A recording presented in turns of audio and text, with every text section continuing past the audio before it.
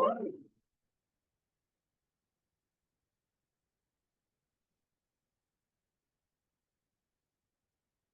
we are ready to go.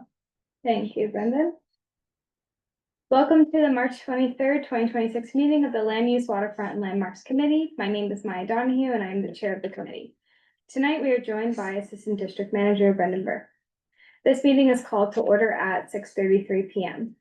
As a reminder, New York State law requires all committee members who are not able to attend the meeting in person to have their cameras on and their first and last names displayed from the time the meeting is called to order until the time the meeting is adjourned.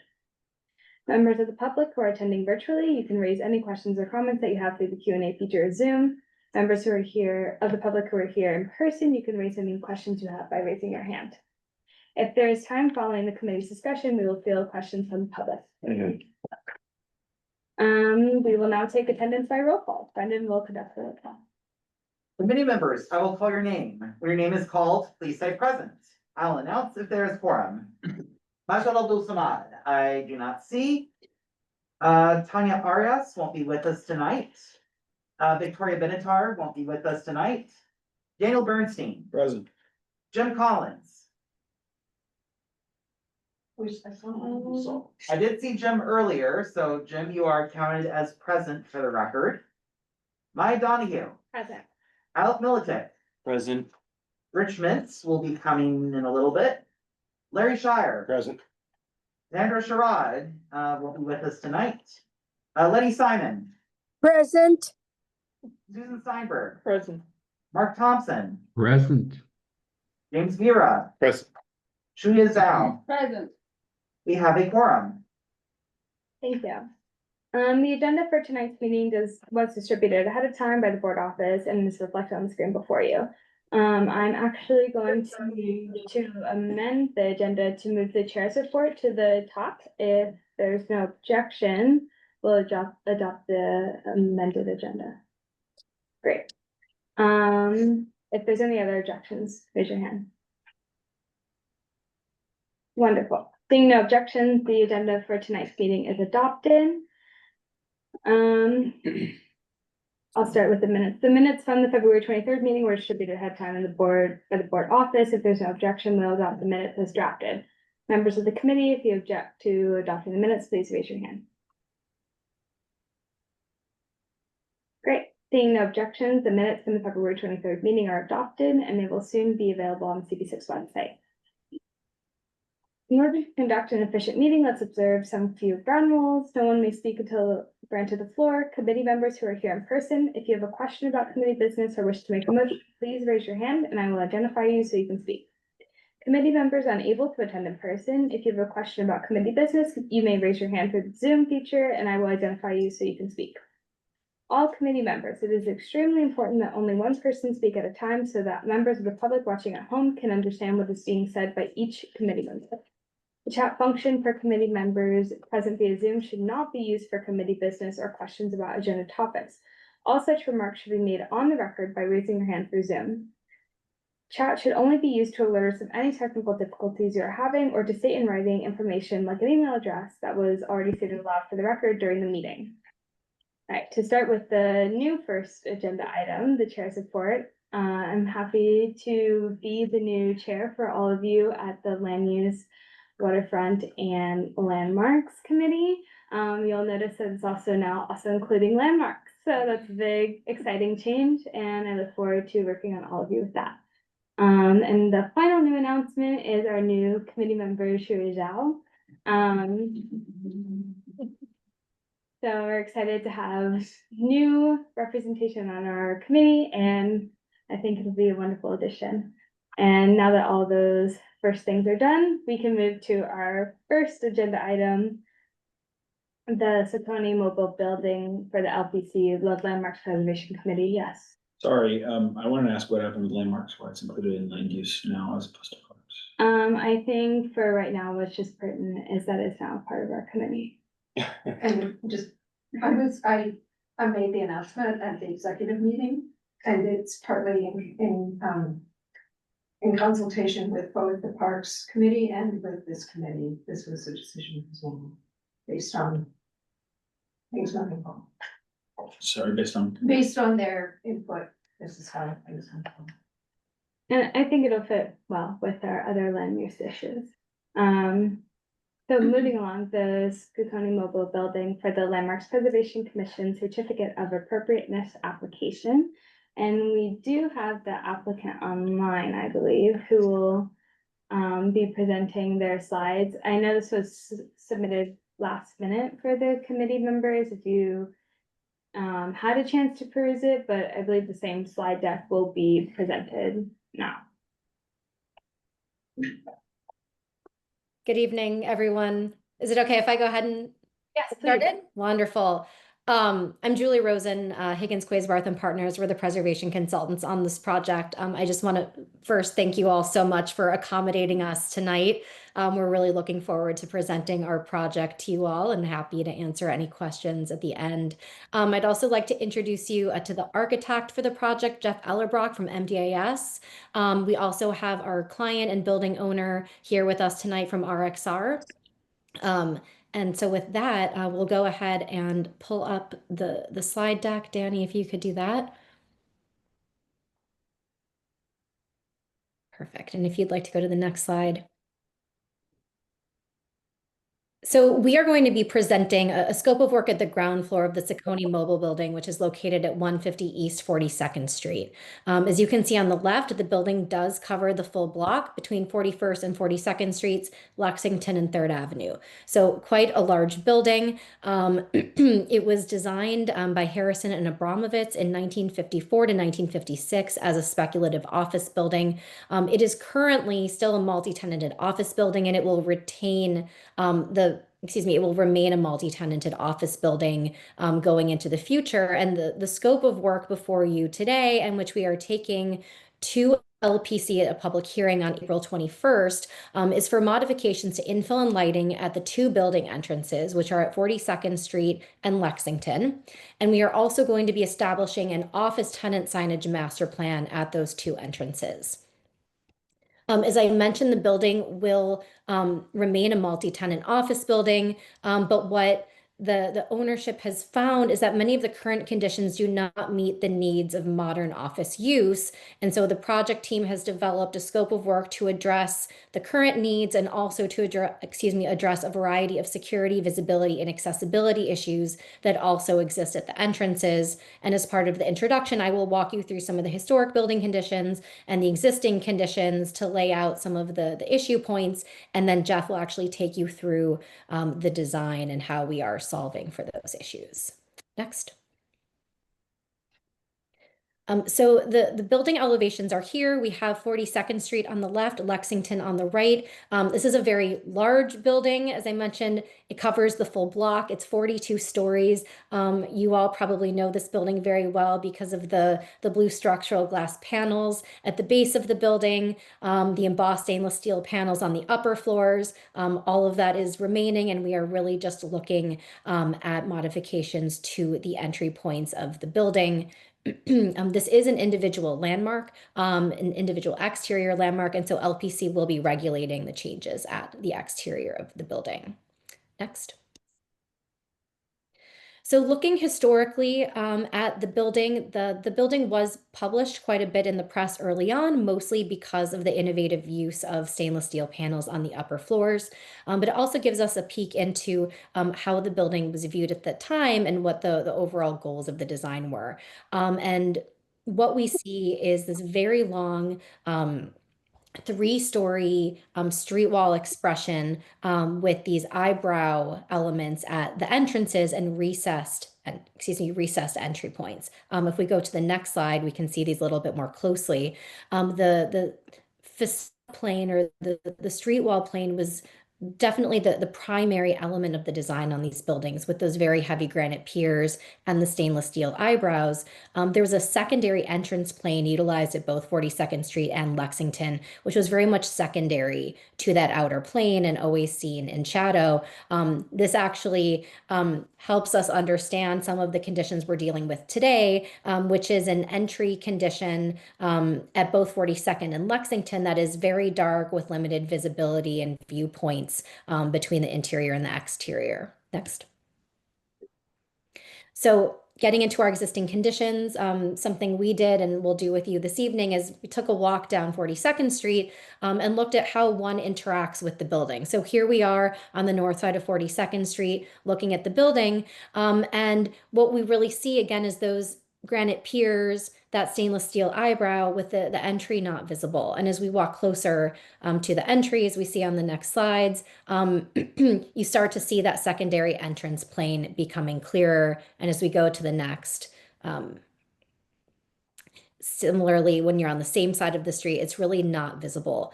The doors are very low. There is a large granite panel above the doors. And something that we are looking to do as part of this project is open that up a little bit and bring more light and visibility into the entrance condition while retaining and restoring these very prominent features at the street facing portion of the elevation. Next. Something I also wanted to point out is that there is existing plaque signage on the piers. This is going to be removed and replaced with new tenant signage, which we are developing as a master plan. Some of the staining at the granite on the lower portions, Jeff will get into this a little bit more, but there's a lot of staining, a lot of salt leaching that's coming up into the columns, and we are working with a conservator to address some of those issues. Next. So looking at the different parts of the current entrance infill, the doors and the mullions between them are stainless steel. They are the original entrance configuration. The head height is extremely low, and the mullion configuration and the drums do prevent visibility between the interior and the exterior. There are egress stairs on either side. Those will remain as part of this work. And then there's large granite panels above the top of this entry area. The sign, the orange sign that you see in the middle picture, that is for one of the primary tenants in the building. That sign was actually approved by Landmarks back in 2012. At the ceiling, we have stainless steel panels with integrated lighting. We are, as I mentioned, proposing lighting modifications as part of this project. So we will be looking to retain and repair those existing stainless steel panels, change out the light fixtures, and install new lighting to create a more illuminated, welcoming space. Next.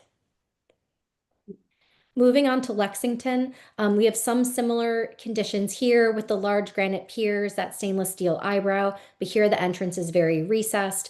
Interestingly, the doors are much glassier at this elevation, which we are kind of taking a cue from that to utilize at 42nd Street as part of the entrance modifications there. As you can see, there's similar signage on this elevation as well, including the 4 plaque signs and then a large sign over the doors. Next. And then just some details here showing that deep setback. Next. So at this point, I introduced a few of the constraints, but Jeff is going to take it from here and explain a little bit about what some of the issue points are at each of the entries, and then also what our design solutions are. Great. Thank you, Julie. And I just want to echo your first note about just thankful for accommodating us with such short notice this evening. So do appreciate that. Julie outlined, the building history and then some of the issues we're seeing today. This slide's titled Constraints. We also see it as opportunities. So at a high level, and we'll talk about each of these in more detail, but at a high level now, I just want to outline where we're focused this work, which is really both a restoration of existing historic material, but also an intervention where we feel we can bring this building up to current and future needs for the tenants as it moves forward. In item 1, and Julie outlined this, the doors today are recessed. The 42nd Street entry is actually north facing, so it never receives direct sunlight, always in shadow. The doors are low. We have a heavy transom above, and the low doors are also all mostly metal, so very little natural light gets into the entry. Similarly on Lexington Avenue. Item 2 is the lighting. The lights have been, their locations are all original to the building in completion in 1956. They have been some relamped, replaced. It's a bit of a variety of pieces there. So we're looking to reuse those locations with current technology on lighting and also add new lights so that the recess entries are lit properly both during the day and at night. Item 3, 1956, it was before some of the accessibility guidelines came out. So with new doors, new hardware, we're able to bring the entries to current code um, for both egress and just for entering the building. And item 4, we touched on briefly there, the granite to start, the base course has seen some deterioration over time, leaching salt. We're working with the conservators, as Julie noted, to rectify that. Also, the stainless steel, we see this on the arched brow at the entry of both 42nd Street and Lexington. There's oil canning and also some corrosion at the perimeter of those panels. So through a combination of restoring and some replacing, we'll bring this to a unified look. Go to the next slide, Danny. And we'll start on 42nd Street. And just an overview, you all recognize, the blue glass base and then the metal facade up above. Just the top view is as it exists today on 42nd Street, and the view below is the proposed, which hard to see here, and we'll get into more detail. But where we're intervening is both with the restoration of the piers, the signage, and then also the granite transom above the doors. We can go to the next. So the conditions today, and we just want to note the signs as they exist today. These piers have seen a variety of signage since the day it finished, the time it was designated, and up to today. But the 2 far piers do contain signage for Mount Sinai, who's in the building. These are on plaques, aluminum plaques with their recognizable logo and font. The 2 intermediate columns have the Wells Fargo sign, also a plaque 4x4, and then the building signage, the 150, is just below that. We see in the distance the mural that sits above the door. Go to the next, Danny. And so this proposal is looking at both from the signage standpoint, rather than plaques, we actually bring the signage as individual elements onto the piers rather than the plaques. The 150 would actually go to the transom glass just above the entry, and you can see here both, previously we saw not only the orange mural, but behind that was actually granite panels. So in lieu of that, we're replacing that with glass on the same plane to provide the transparency and visibility into and out of the facade. The areas to the left and right of the entry would remain. That's the granite we would restore. The stainless steel ceiling would stay. We're again relamping or actually new lights in the existing location with additional lighting inside that reveal between the stainless steel slats. Can go to the next, Danny. And so a view today from the northeast as you're coming in, and then you can see the granite above the doors. Visibility through the doors, as noted, is very hard. It's just the door leaves of the revolver that you can actually see through. Everything else is solid stainless steel. If you go to the proposed. So with that, so that granite, the granite wall we saw behind the mural would become glass, and providing that visibility into and out of the lobby. And then the revolving doors would actually be still glass leaves, but then the barrels themselves would be glass, and the panels between the revolvers would be glass as well. Can go to the next. And here, just a view of the existing conditions, both an elevation view and the plan. Just to note, the arch that we recognize on the facade that really indicates entries both on 42nd and Lex. This is also reflected in the plan, which we're keeping. So those the revolving doors are actually aligned along this arc, and then the transom glass just above that. We go to the proposed. So we can see here, the plan really remains unaffected. It's just the glass replacing the granite. You can go to the next. And a view just to explain, the columns at the face are large. They're kind of a dual purpose. They're both obviously the columns, but there's also fresh air intake that goes down to the subcellar. So they do block the view. This view is actually just kind of pulling those away and looking at the entry as a whole, just as you pass through those piers. Can go to the next. And maybe hopefully not too technical, but just to compare the sections at the entry. So the drawing on the left is the existing, and that area in red is that granite transom that we see today above the doors. And then from the interior side, it's also a solid stainless steel panel. So that's that zone we're looking to remove and then introduce the glass in place of the granite at that location. There is structure behind there supporting the columns. So that will we'll be moving some, but that will stay intact, which you can see on the right side there. You can go to the next thing. And then to explain the signage, we saw as the existing today is it's signs on plaques that are then mounted to the piers. Mount Sinai stays. Again, just removing the plaque portion, and the sign itself would be applied to the piers. The orange signs that we saw previously, they're a 4x4 sign, similar to what we had seen over time. Even the original drawings were showing a sign at a large sign at that size. But any future tenant would fit within this 4x4 zone on the pier. This may be one tenant name, it could be two tenant names. But this sign would be a stainless steel finish to match the other stainless that we have on the building facade. The only difference being that the tenant could possibly use their font as a branding element. And then we see the 150 that's in the distance at the doorway and not at the piers. And we'll go over so Lexington is very similar. The architecture from the outside, still the brow, just a little bit smaller entry in its width. We're retaining all that and really approaching as much like 42nd Street, minus the revolving doors, which are actually all glass today. Interesting enough. We can go into the top view is just the existing and then the proposed below, which probably didn't show a lot of difference. So the conditions today, the same signage approach that's on 42nd Street. We have Mount Sinai on the two sides, Wells Fargo there. And then in between those piers, we're actually storefronts. The one on the left actually goes into the retail space at the corner of Lex and 42nd. The window to the right is actually closed off to the tenant. There's an egress stair behind there, but we are proposing, we can go to the proposed. We are proposing to activate that, at least with the building, a building branding element, so that these are not just opaque windows. So on the entry here, the lighting, we just relamp lights that are there. We're not adding new lights to the ceiling. Again, the entry doors exist as glass.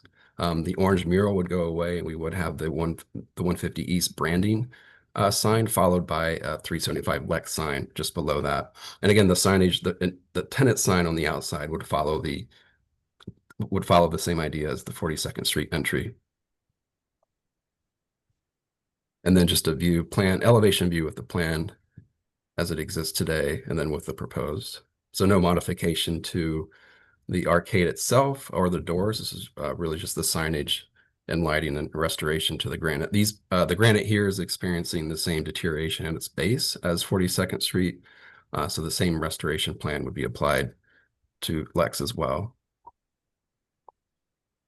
And then to summarize the signs itself, so much like 42nd Street, really establishing a zone where these signs could be placed.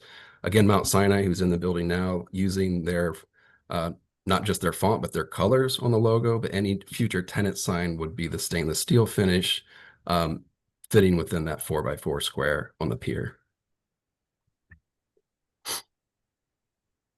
And I believe that's our last slide. Thank you.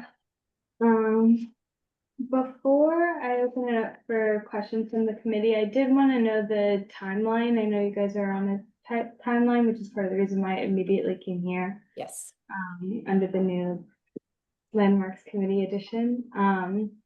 So you guys are looking for a resolution of support for this, but I was curious about the timeline.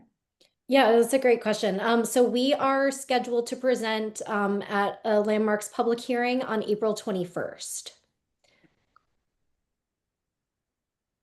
Okay, I'll open it to the committee. Okay. Excuse me. Hi, Jeff. I just want to ask a question. The renderings show the entry canopy being much brighter than it is right now.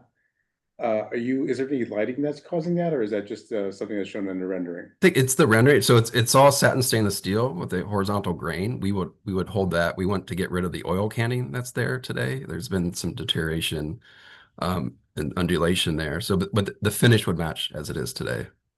Understood, but are you projecting light onto that ceiling? Because it looks very bright compared to what it would be as well, on the ceiling within the arcade, that's just light coming from the exterior, perhaps exaggerated a bit here. There's no other light other than there is uplights behind the piers that at night actually do throw light onto the ceiling. So those will stay there to provide that go in the future. Do those stay on during the day as well to? They'll be provide that? yeah, they'll be on, we'll have it programmed, so at night, I'm sure it's going to be brighter than during the day, but it would be on, throughout the day.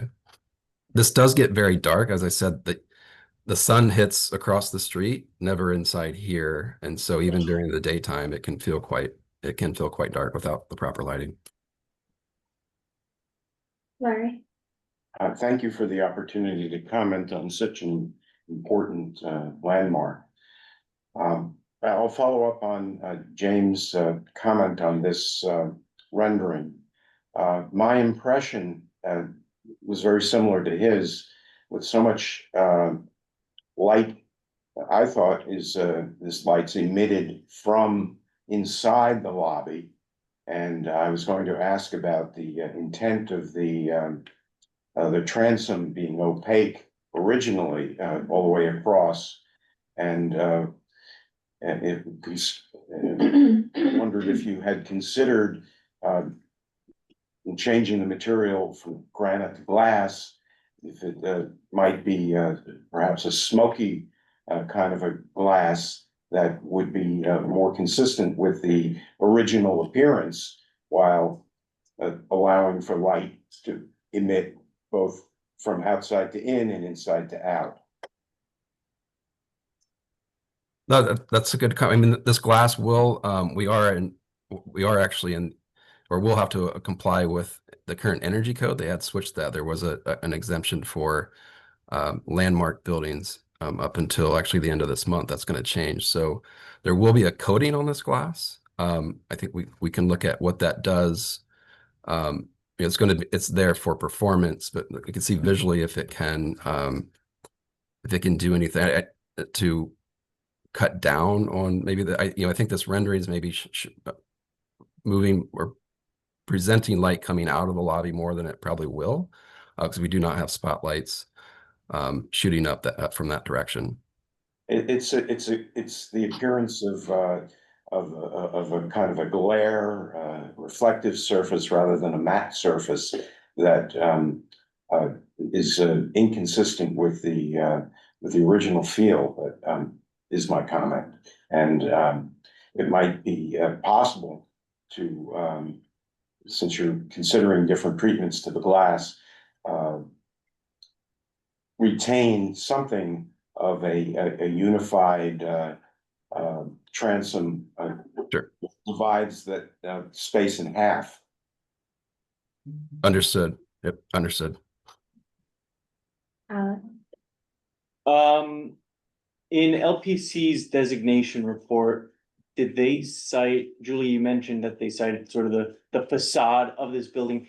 Did LPC also cite these entryways that we're discussing this evening in its report? It did not. They aren't, excuse me, the entries are not really discussed Okay. in the designation report, and they're really not discussed in any of the documentation from when the building was constructed either. I think they were very much secondary to the design of the rest of the building, and I think along with that, there doesn't seem to be a clear rationale for why the such solidity was integrated into the entrance at this particular building. It was a speculative office building. So I think the architects made, decisions here. Certainly entrances were treated differently at some of their other buildings. So, we're looking at this as an opportunity to, make a very kind of technical modification to the building to meet current needs while still respecting the character of the building as much as possible. Gotcha. And my second question, so has this building undergone any other kind of renovations either before or after it was designated a landmark? Great question. At the entrances, there have not been any significant modifications, but there have been a number of changes made to the storefronts around the base of the building. Okay. I have a couple of questions, and the first one, I also got the same feeling with other members that since we have such a big recession at the entrance, I'm not very sure how much light will be brought into the interior. And I also think that it won't be, as light as, what is shown here. And, my question is, did you do any analysis about how much light can be brought into the building? And also the second question is that, I saw from your details that you are also going to replace the windows of the existing doors, and also we will have the new glasses at the top of the entrance. Have you decided what kind of glass you are going to use for these new doors and the new windows? Like what kind of advanced glass, like the VIG or other type of glasses? It Um, will it will be insulated glass. We do that just because it helps the performance of the building, but energy code would require that now as well. And with that, there's going to be a low E coating on probably the second service that will either it could change the color of it slightly, reflectivity, but both the glass above and at the doors would be the same type of glass. So there's uniformity there. I just want to note, like on the ceiling, been looking at this as we're talking, that the way that ceiling will read both during the day and at night will be a more uniformly lit ceiling. Today there are two little lights that do shine up to the ceiling. It's technology from many decades ago, so that will be we'll find better versions of that today. But just to clarify this, like the brightness that we're seeing here, it's not going to be that bright, and there will be uniformity even across to the two other bays that are rendered darker here in this image. Yes, and the last question is that I remember you mentioned that the yellow picture we have right now on this part will be removed, and you also mentioned that this large picture existed there from the designation. So I'm wondering if you have any ways to preserve this picture. Maybe like you will maybe you can bring this picture and put it in the lobby, and to have kind of this way to preserve the original design and the original elements, and to preserve the elements of the landmark. And maybe this is not the responsibility for an architect, but I'm just wondering if what you are going to do with the large picture. Can I clarify? You're speaking about the large hanging sign that's above the entry doors now? Is that? Yes, the one with the several horses and. Sure. Yeah. Maybe Danny, you can go back to one of our existing photos. So I just want to clarify. So that sign is not historic. That was approved by Landmarks in 2012. So it's a contemporary, non-historic sign for a tenant that's currently in the building. So that will be removed as part of this project. Okay. Let's get a mark on Zoom. Mark? Sorry, I couldn't hear you. That's okay. Okay, great. Let me put my hand on. Yeah, just actually, just want to make a point. Years ago, it may have been 10 years ago or longer, we approved the Mount Sinai signs, originally the plaques, and I'm not sure who was on the committee at that time. Jim, Larry, you might have been, I don't know.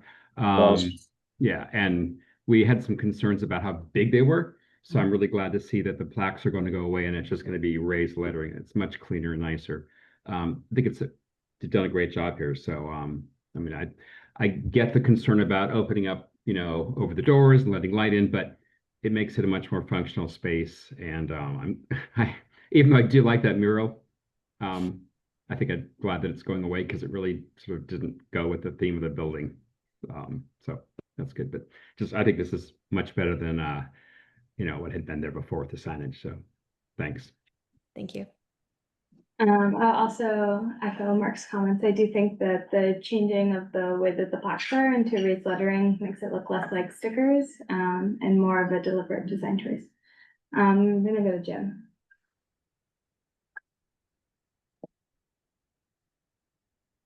Jim, we can't hear you.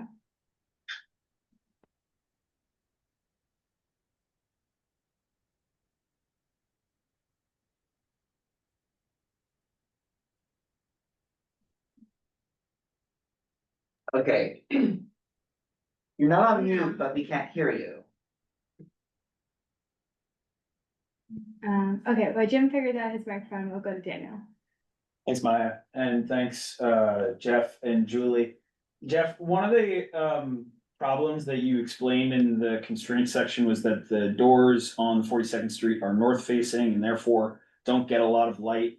And I was curious how that's gonna change in this new design. And I'm also sort of curious, did you ever wonder or think about like putting the doors flush with the rest of the sidewalk or anything like what? Will it get more light north face? Like, how did it's still north facing, it's still set back, like, will it be getting more light, and how did you sort of think about what to do about that problem? That's a great question. You're right. We're not proposing to change the sun direction. So one wonderful thing. So the Philip Johnson building is across the way. You know, it's low, and it gets natural light all day. And it's hard to actually see from within the lobby, but when you catch it through the revolvers, it's, you know, love or hate the building. It's actually it's great. Like the brightness is actually across the street. It's hitting all the buildings, and then that's kind of bouncing into the space. Today, it's all blocked by the heavy transom and the solid doors. So there's not like, you know, direct light in the sense you know, there's not sunlight that's going to creep into the floor there, but we are going to get the benefit from the buildings across the street being so brightly lit. So that's a piece that we actually really enjoyed with, you know, how this was situated. You know, because initially we were, you know, that it's always in shadow, but we're going to take advantage of our neighbors here to bring a little bit more brightness inside. And if I could actually just add to that quickly, Jeff, I mean, I think one of the goals too is just to increase the overall transparency of the entry. So while the existing revolving doors themselves are glazed, the drums are stainless steel. So there's a lot of solidity at the base of the building. And so Right. just by purely opening that up, replacing the solid with the glass, that creates really important transparency and visibility, and along with that, the additional light to infiltrate. Thank you.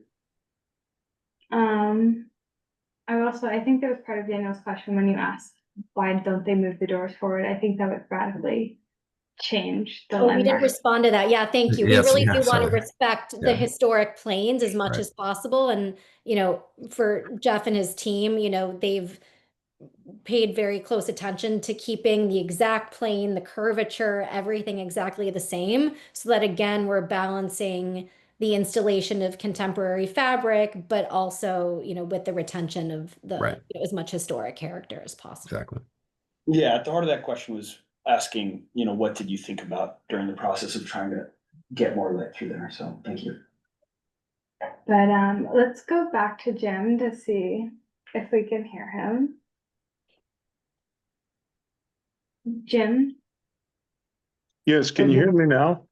Yeah, yep. Oh, okay. I was just looking at the original documentation. I sent it to Brendan, from the Historic Districts Council or Historic Preservation Council. And there is some discussion about this entryway on page 4 of the documentation.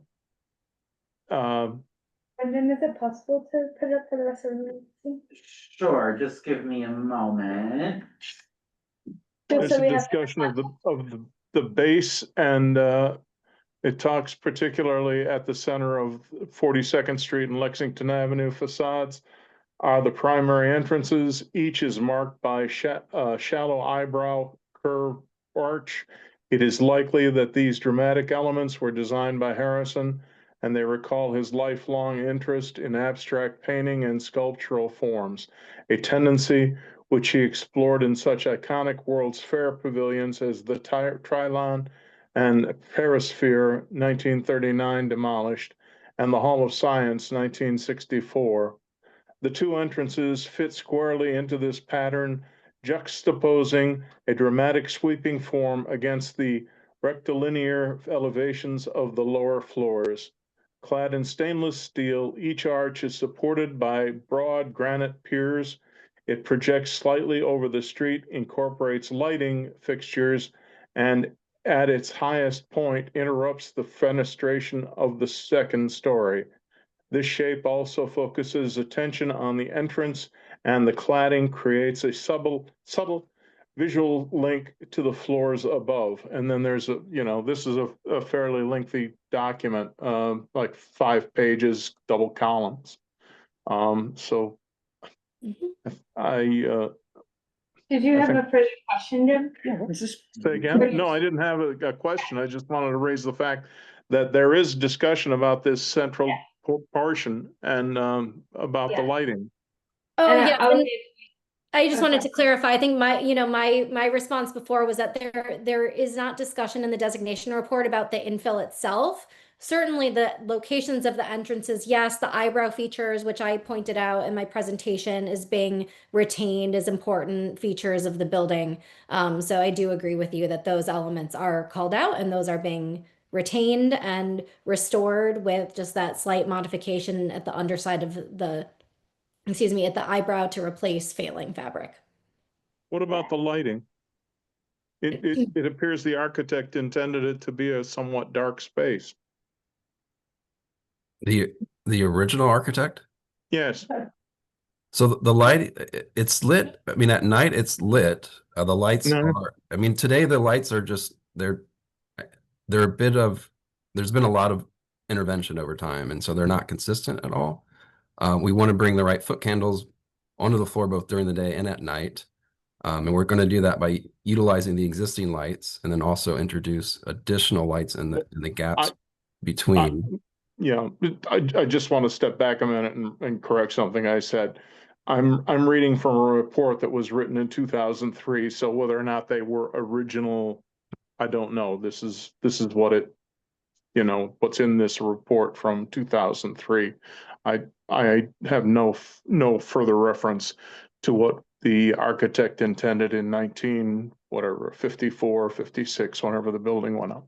I mean, our understanding is that the downlight locations are original. So even, the fixtures themselves have been switched out, but our understanding is that the locations are original. We think that it's most important to retain them at the underside of the entrance portal, where they do illuminate the overall entrance experience, and we want to supplement that with lighting that will bring this up to meet current illumination needs. I think the realities that we experience so often with these mid-century office buildings is that what worked in 1956 doesn't necessarily work today. And so our task is to create a way to make appropriate modifications, keep as much historic fabric as we can, and make very focused contemporary interventions where we can.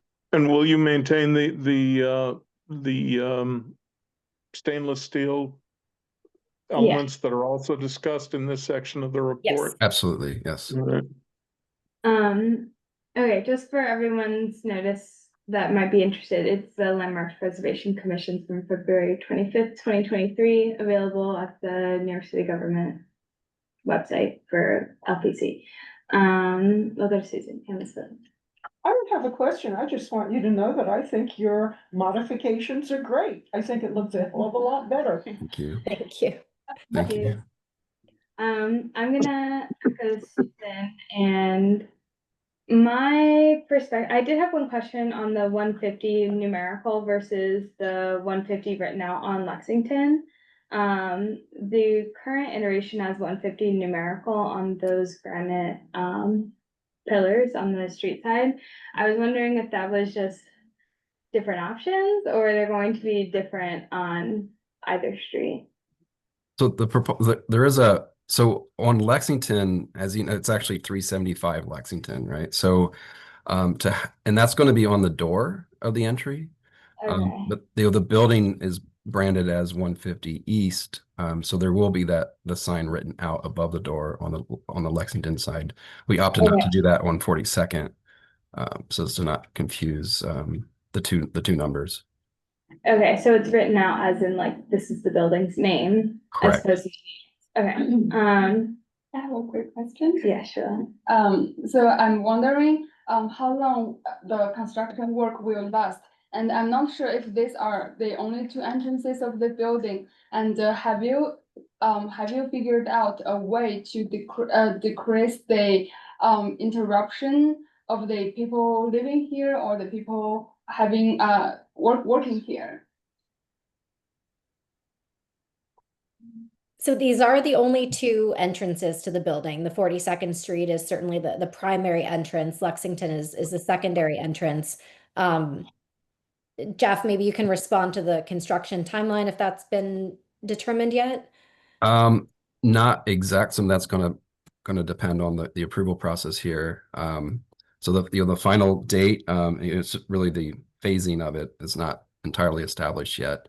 And just to we did not mention at the beginning, but there is these are the two building entries that we're talking about today. There are a number of different retail entries around the building, and there will be a retail signage master plan that will be developed to unify that approach throughout the building. But those are independent of the actual office building entries. Okay, so before we get to anything else, I do want to move this discussion to a bit more of a pointed focus. And so they're asking for a resolution of support for the Landmarks Preservation Committee. And I think us as a committee should be trying to identify how we feel. I think generally from the response that it is positive, though we might have a couple of questions about the lighting that we would like to be discussed by the Landmarks Preservation Commission. So if anybody has anything to add based on that.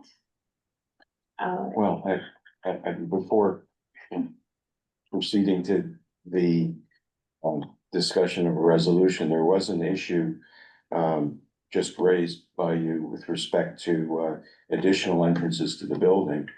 There is a major entrance that went unmentioned, and that is to the New York City subway system, the very long escalator that goes down to the number 7 subway platform, and how that factors into the overall scheme here. That's outside of our scope of work.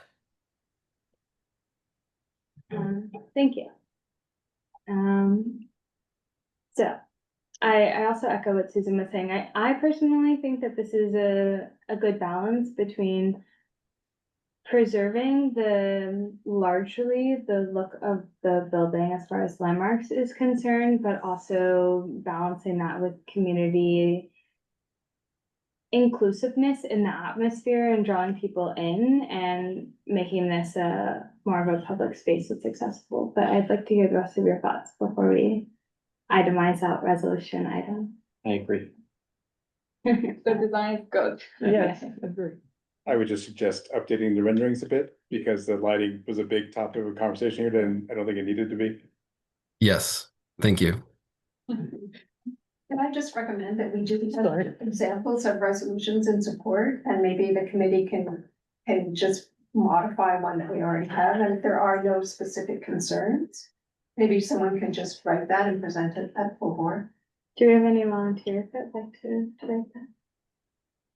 Okay, Danielle, perfect. And understanding the procedure here, we can go ahead and vote on it, and then we'll have it ready for a full board in April. Great. Yep, that is correct. And then that should be able to meet the deadline for you guys for April 21st. The full board meeting is April 8th, I believe. Is that correct?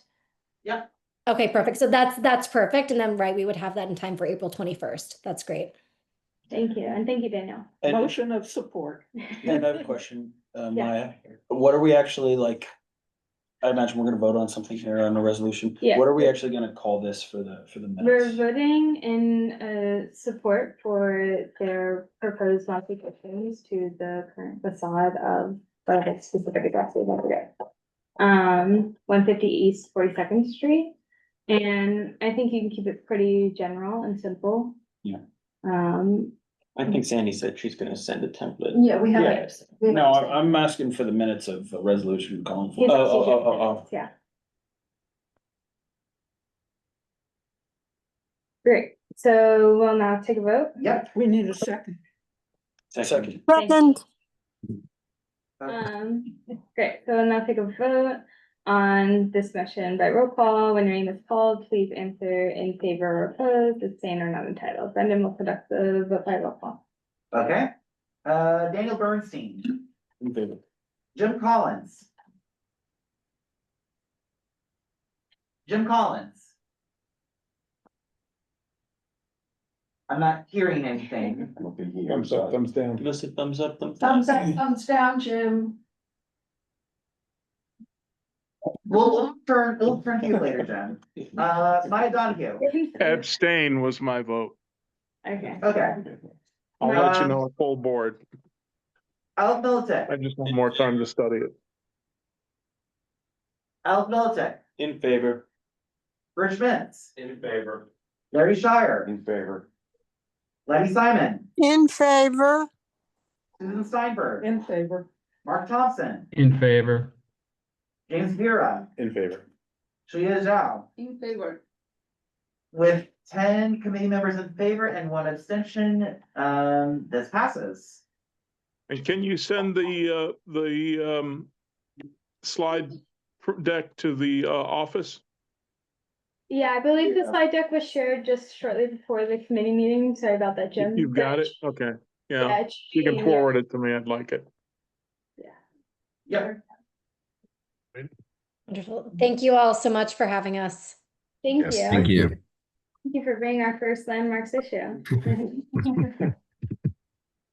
Great, so we'll move on to the second agenda topic, which is discussion of the location of schools in Manhattan Community Board 6. And I believe we're joined by several members of the Salt School, the middle school, that if you've been keeping up with Community Board 6, we've heard a lot, not particularly at this committee, but at full board and in youth and education. And so I personally would like to hear specifically from Marcia, the principal, from hearing, we'd like some specifics on what you guys need in school, like dimensions as far as the classroom sizes and other needs, so we can help you better look for a specific space or how to modify.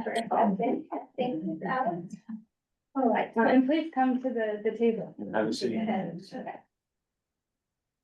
So good night, everyone. My name is Marsha Wallace and I'm the current principal at the Silk School of Science.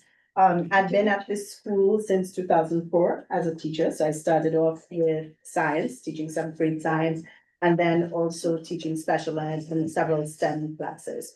So as a part of the class size initiative, one of the things is that we're currently outgrowing our space. Since we were established way back in 1995-94, we have been sharing the building with PS 40 at 320 East 20th Street.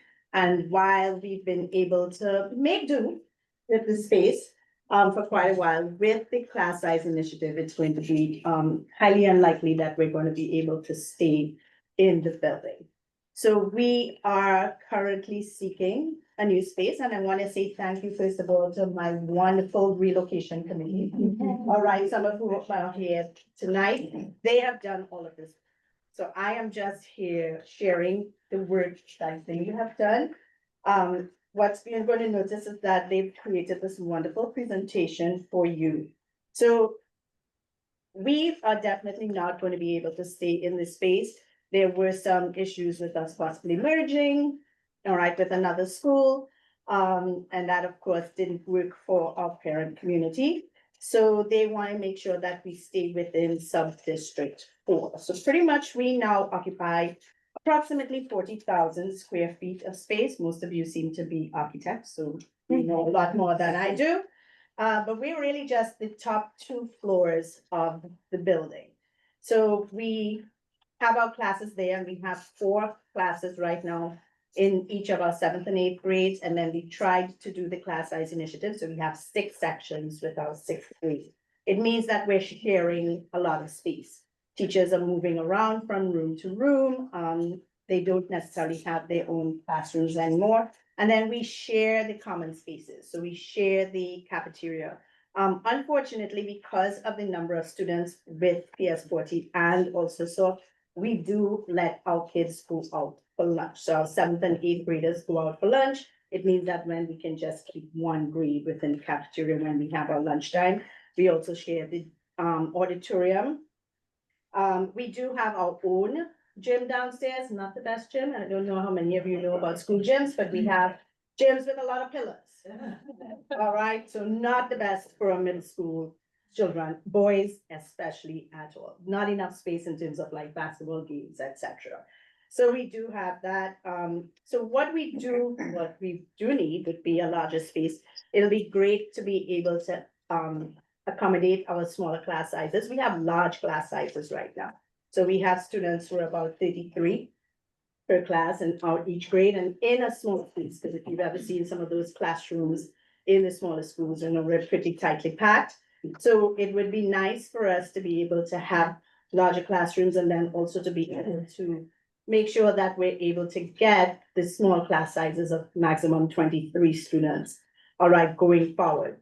So pretty much you would see that our relocation committee did some work and say that we would need like almost double the amount of space that we have now, like 60,000 to 80,000 square feet of space. Approximately 18 to 24 classrooms with a minimum of 500 square feet each, a dedicated science lab, a library. Right now we share the library as well with PS40, which means that it's really more PS40's library rather than we tend to have a lot more classroom libraries right now.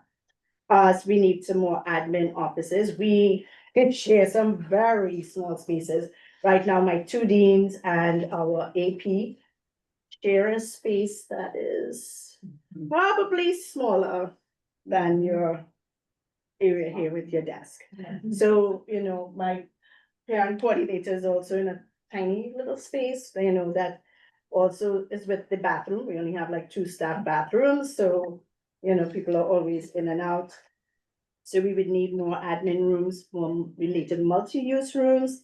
And then it would be nice to have a separate auditorium. We have a wonderful drama program. Fantastic drama program. They're going to be putting on the Little Mermaid soon.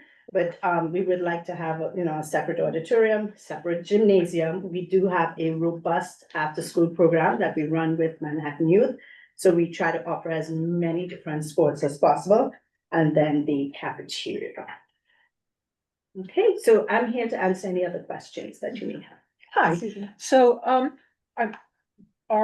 is the school construction authority going, if you can come up with a site that responds to their requirements, are they saying, okay, great, we're gonna build it for you? Is that so?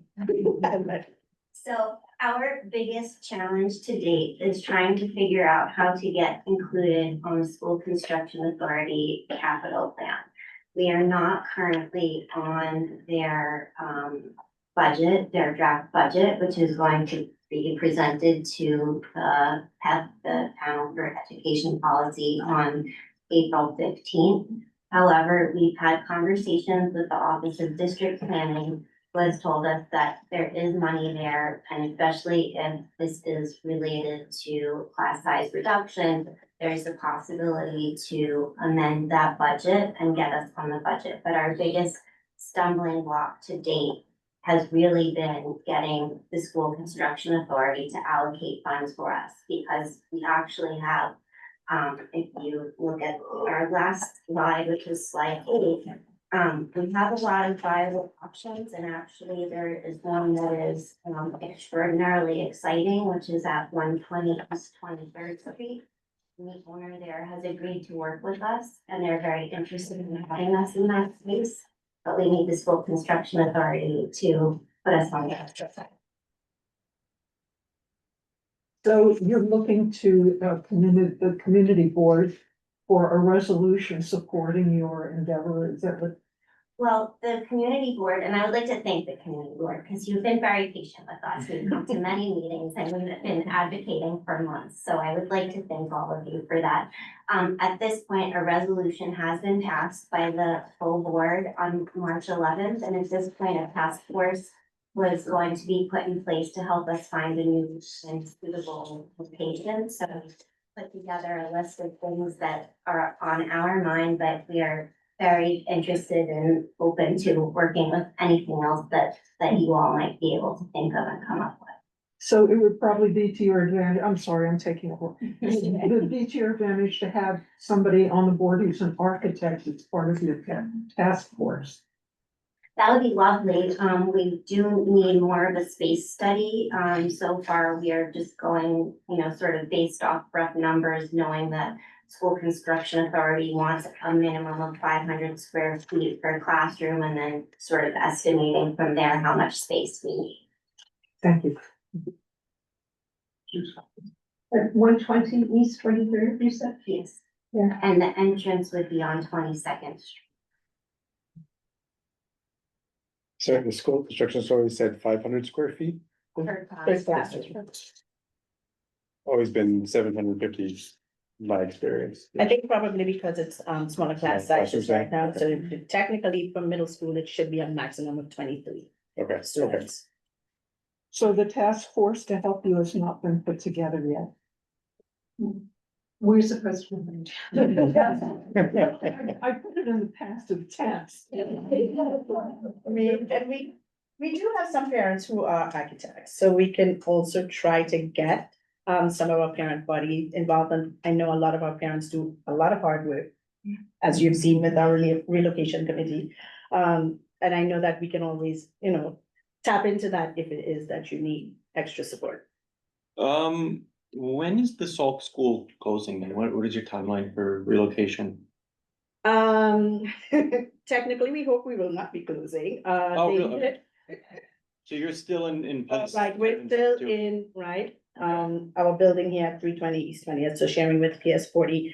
The conversation was put on hold about moving or merging until 2027. Okay. A big part of it is also we would like to be transparent with parents when they're coming to tours. Mhm. So we had a hard time this year doing our tours, and I think, we worked really hard to reassure parents that no matter where we are, we would still be the Salk School of Science, Mhm. and that we were here at least for the next year or two Okay. until the conversation resumed about where we would be. So the issue isn't really that you guys are in need of a space because you're being forced out, it's that you need to find a space that better suits the needs of the Right, students it's in but the future, both because- schools, right? both Because schools, really, sure. PS40 also cannot make much move up in terms of doing their smallest class sizes because they don't have the space to move as well. So if we are out of the building, then they do have those 2 floors that they can then expand the number of classes that they have. Gotcha, Mhm. okay.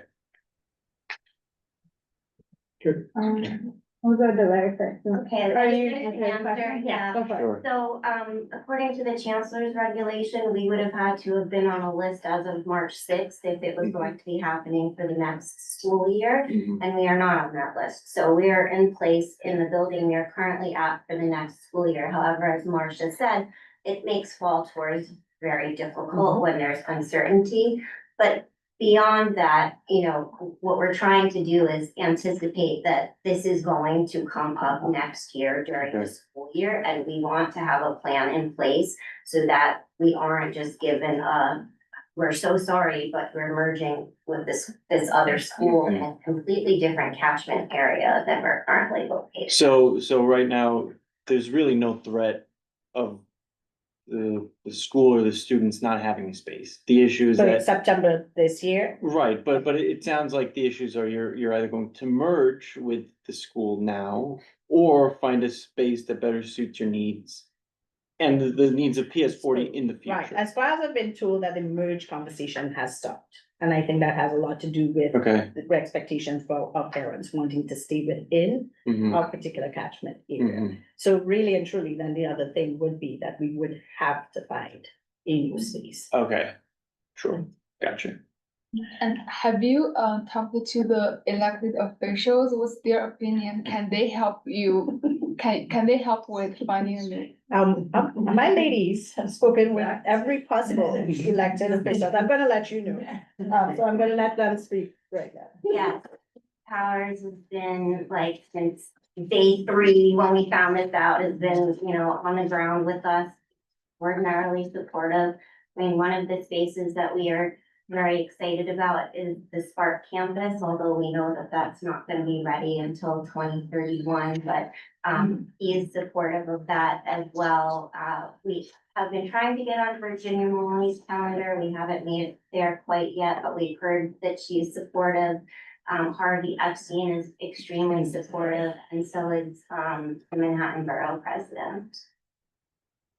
Are you getting support from PS40 since they're gonna benefit if you know, if you find it. I mean, we have a really great relationship, right? Like, which is why, you know, we've been there for so long, especially with the new principal. So the new principal is actually a former parent.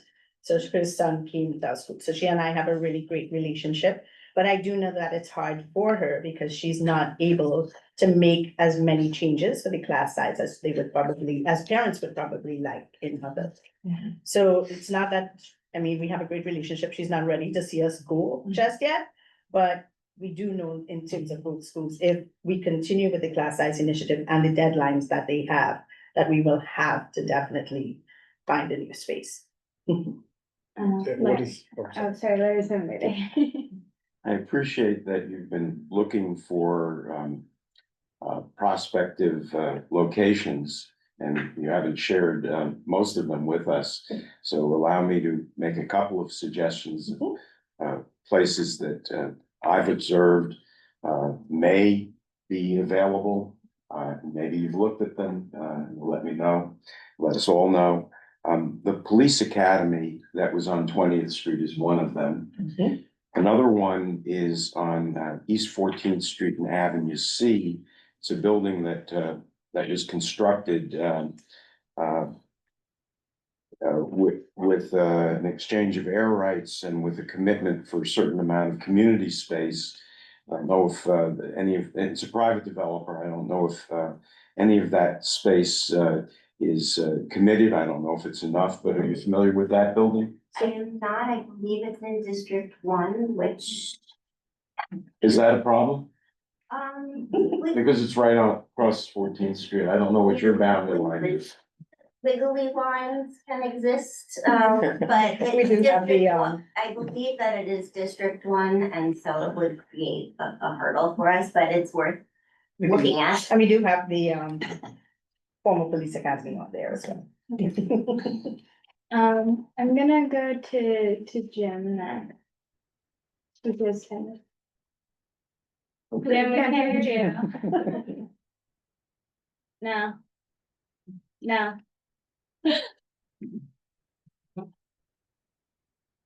Can you hear me now? Yes. Okay.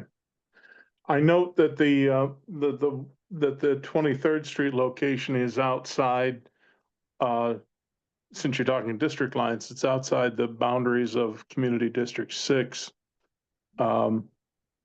It would be over, I guess, the district, I guess that's 4 or 5 over there. And I also want to reiterate that the police academy, it has an auditorium, it has a gymnasium with a balcony for parents to view, what have you. It's a very good space. It is barely used. I don't know why the police NYPD is holding on to it. They hold on to it basically as an intake for new cadet recruits. And they do that, I guess, 3 or 4 times a year. I believe the academy classes back when it was functioning were approximately 1,000 cadets. So there would be plenty of space for students. The other thing is, I don't believe that there is cafeteria or food service though. So that might be an issue, but I think it's probably more or less easily accommodated. I reiterate the need for, I reiterate that as your best solution. It's also in close proximity to your existing facility and to the middle school. Yeah, I think somebody mentioned that in a former like resolution or something that they did mention that Sauk School was supposed to be there. We've never heard anything further. We passed a resolution on it years ago, supporting it, and we had all the support of the then existing elected officials to do it. But I don't know why it never progressed. It's a disused facility. I wrote an op-ed on this for I don't know, one of the local community newspapers, a buddy of mine is the editor. And he asked me to write it when we were talking about your presentation a couple of months ago at the community board. But I think it's a wonderful facility and I don't know why NYPD needs to hold on to that building. I think it's probably a little bureaucratic politics, as I mentioned in the article. But I think you ought to go with it or pursue it. Okay. Okay, great. I think you're giving us a lot of good information. I do want to give if any of your committee members want to say anything else. Okay. Yeah. I guess just in response to Jim, I mean, that space would be lovely at the police academy. We have no idea how to get NYPD. to Give it up. Give it up. If there are ideas about that, we are happy to. We would probably be the safest school. It would need some renovation, obviously, but I don't know, maybe $20 million of renovation. But other than that, it's good to go. I mean, they were playing basketball in there the other day.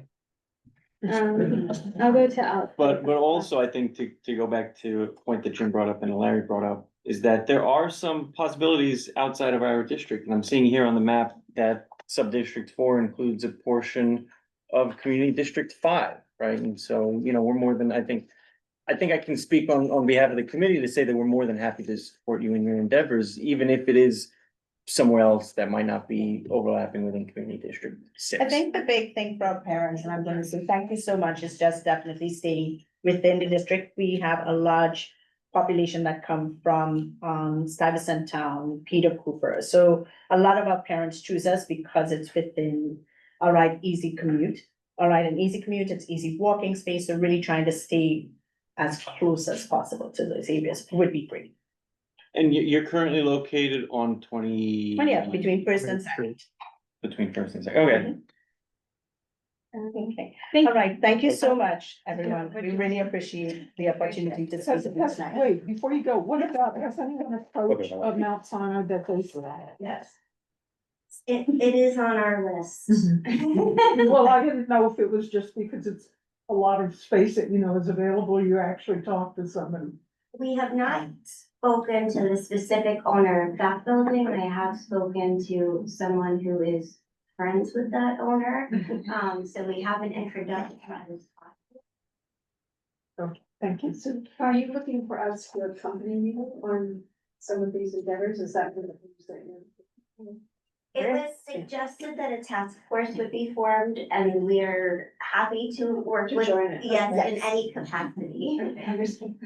Okay. Thank you. Yes. So I think what I keep kind of missing here is a hard kind of timeline definition. It all seems very ambiguous and with that in mind, it's hard to put together a plan of action without knowing. NYCPS.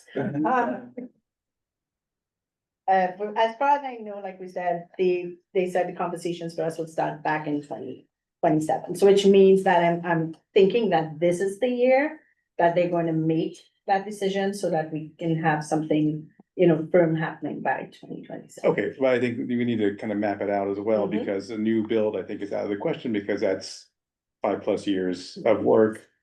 Renovation is less, but if the school construction authority is doing it, then that's going to be more time consuming. So there's a lot of factors that I think should be laid out and a timeline associated with those. And are they citing school years? Because the school year next year would be 27 to 28. 27, 28. So when they say that the conversation would start in 27, do they mean the 26 to 27? 26, 27. Okay. But I think no firm moves, or like if we had to move, wouldn't happen until 27. So we would, if we're moving, then. that would be Before the new 27, school year. 28 school year. Yeah. Is what you're saying, okay. Mhm. Do we know what the rent would be on that 23rd Street location? I'm scared to ask. And I would say on the timeline issue that we have been told by Office of District Planning that if we find a suitable space, there are waivers that could be had by both our school and PS40 on class size to accommodate our move. Okay, At the 120 location, the building owner said construction wise, they could get it done for us in 6 to 12 months. It's really actually the paperwork for this with the city that would take longer than his construction project. but would the city allow you to use the developer to construct? I don't really know what Or the the building owner? SCA then does as far as. But I don't know that aspect of how things get done. Okay. This has been a learning curve. Okay, great. So I think for the committee, next steps moving forward would be working on starting a task force. So if you want to volunteer, please email me. I also think we should reach out to youth and education committee members for their perspective as well. But thank you so much. Thank you so much. Have a good night. I hope you'll have forward progress soon. I don't know how they come back,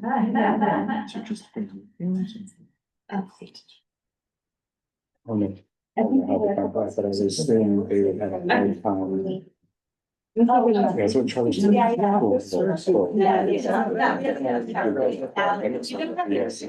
you want to keep them? I was giving to the extras. So we're gonna move on to discussion of public restrooms and privately owned public spaces. No, they do, they run. And so I'm gonna ask Brendan to pull up the CB5 resolution that we're looking to as a guideline, inspiration, thought piece, for our committee. Effectively, we are trying to start momentum in CB6 to get more public restrooms, or at least public restroom access in partnership with privately owned restaurants that use POPs.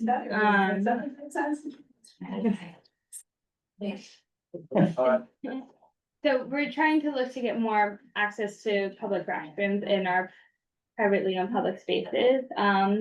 CB5 has a little bit more generous public spaces than ours. Ours are a bit older, more original to the original idea of the project by the city. But Brendan has kindly put on the screen for us the CB5 resolution. And generally, I want to look at this as significant test case to explore the idea as a standard for our district. Alex has done some good ideas on a specific one that's coming up, the 55th Street POP. That application is coming to us slowly, but that will be a good place for us to start. As you can see, CB5 is enumerated where they've been asking for these, and eventually I think it'd be great if it was just a automatic requirement, but this is that upcoming application for POPs is where theoretically we'd start, but I wanted to put this idea out in front of the committee. And hear feedback, thoughts, other things that we'd want to ask for, like, for example, I thought it'd be important to ask for signage, identifying that a public bathroom is accessible, or that like you might have to use the one at the restaurant that's using the privately owned public space, but it is accessible to the public, that kind of stuff. Like the other kinds of signage that's required for POPs. Well, do we currently have any map or website for this to locate any available this kind of restrooms? Yes, there is, what is it called? The urban something. It's online. I don't think it's managed by us, but it is accessible, but I can send it out through Brendan. That maps public restrooms. No, that maps the amenities. There is one for public restrooms too. I think it's. There is one for public restrooms broadly, and then there is a place where you can find the amenities that are found in the POPs. You're talking about a map of the POPs, right? Or a map of all public restrooms? Well, maps of POPs with public restrooms. Yeah. That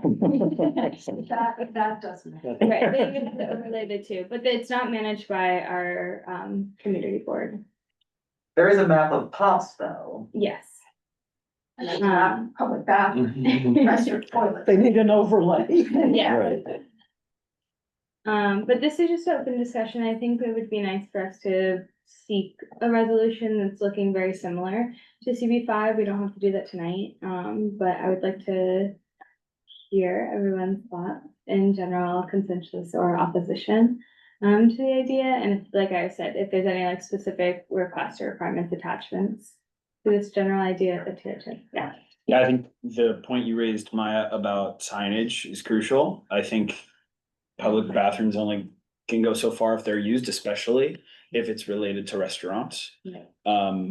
I think, I was a part of a conversation recently with some people. It was sort of random, and I don't know how legit this is to bring up here in community board, but it was, why don't we pay restaurants to allow, like, people, why doesn't the city pay restaurants to allow people to use their bathrooms? That was the question. And I think there are reasons for and against that, and I'm not here making that proposal.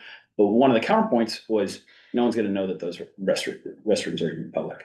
And, people still aren't gonna feel comfortable just going into restaurants and walking in to use the bathrooms. So I think it's really important to make sure that those are open. And I don't know if there would even need to be some sort of communication campaign in addition to signage, because I think sometimes people don't even read signs.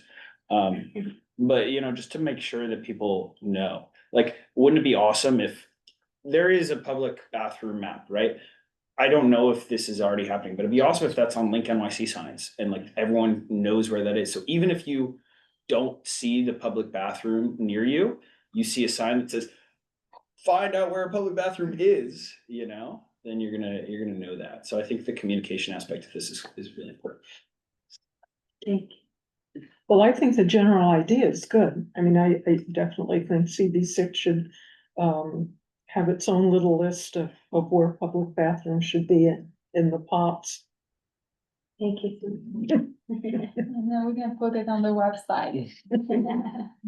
Yeah, I was also like, I think it'd be great if we could utilize more of the automatic cleaning toilet facilities that the city has been implementing. It requires less maintenance. And as far as like this, there's the issue though, of, like, a lot of our pops are smaller as they are older, and so how do you work that into the current landscape? But So it also costs a lot of money. yeah. Multi-million dollars. The mayor has proposed Well, pops are also, they're controlled and regulated and run by private landlords. and by right, so private the issue would be for new pops. Yeah. And that's why it's an interesting test case that we have coming up with 55th Street one. I would like to move beyond hitting them as they come and have a more like broad standard, but I think we'll have to. What do you mean with the 55th Street one? Like, this is an opportunity for us to like discuss it and like ask for it, or yeah, instead of being like for ones that are not up for modification, that we can't really suggest anything different, but it would be nice if this would move towards a larger standard of any new pops that come up into our district or the city at large, that this is generally a requirement. Jim, do you have your hand raised, or is your hand previously raised? Yes, no, it's up. I'm just wondering if we've made it well known that public facilities, community facilities generally have restrooms that the public can access. Hospitals, libraries, there should be police stations as well, maybe firehouses. And the other thing is, there is a law for some people, if you have like a chronic disorder, any company that has a restroom is required to let you use their restroom. That's for a very limited number of people. If it's, I don't remember the name of the condition. I saw it somewhere in the legislature. But that's also unavailable for people who have this chronic condition. I don't know what it is called. Thank you, But Jim. I don't know that we have let people know that community facilities generally have restrooms that are available to the public. Yeah, I don't think it's as part of a wide PSA campaign, but I think Danielle's idea of utilizing the Link NYC message board to help push that message out there would be a good idea and something we can look into. I think the self-cleaning ones are about $1 million for Yeah, they're very expensive, but I think if we're looking at longevity for like hiring people to clean them and stuff, it's a cost benefit analysis there. So Maya, what would be the next steps in this conversation? Would it be to draft and make a resolution such as the one that we're seeing from CB5? Yeah, that was gonna be my next question. I'm flexible with what the committee wants. If we want to pursue the 55th Street Pops that is upcoming, their application as a test case, and I think it could bolster a larger resolution to be like, look, we've been asking for this, or if the committee wants to just go ahead and go with the more broad-based one that the CB5 example is. Well, we don't even know if that one's gonna come up with it. I know, but I'm saying we can wait for it, or we can pursue something more broad. What's the deal with the 55th Street one? They're trying to modify, what is it? They're. Hold on. They're seeking a. The restrictive declaration. No, it's a city planning chair certification special permit, Yeah, to kind of modify their existing pop space and designate a portion of it. right. And so it's like a potential wedge. Right, and so they may come before us for that reason, for city planning chair certification, something, Well, they don't have. to. Right, they're not required. but they may. In and- good faith, potentially. Right, and if they were to, then we would ask them about bathrooms, is what we're talking about. I think it's a wedge issue, yes. Yeah, I think it totally makes sense to. But do it's something. contingent on if they do come. Larry. I'd like to put this in a larger context of the history of POPs, in which at different times, different amenities or no amenities really were required. And as we've been involved on an ad hoc basis with individual owners who have become enlightened that perhaps their no amenity spaces are really dead zones, and recognize that investing in improving the usability of their spaces is to their own economic advantage, and raising their profile in a positive way. I think we have to be sensitive to how we introduce this issue to them, in that we need to help guide them within that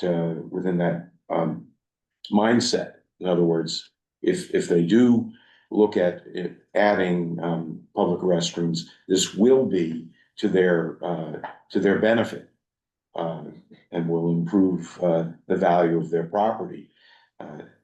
In contrast to saying, well, this is going to be a requirement of the community board anytime somebody wants to make a change to their privately owned public space.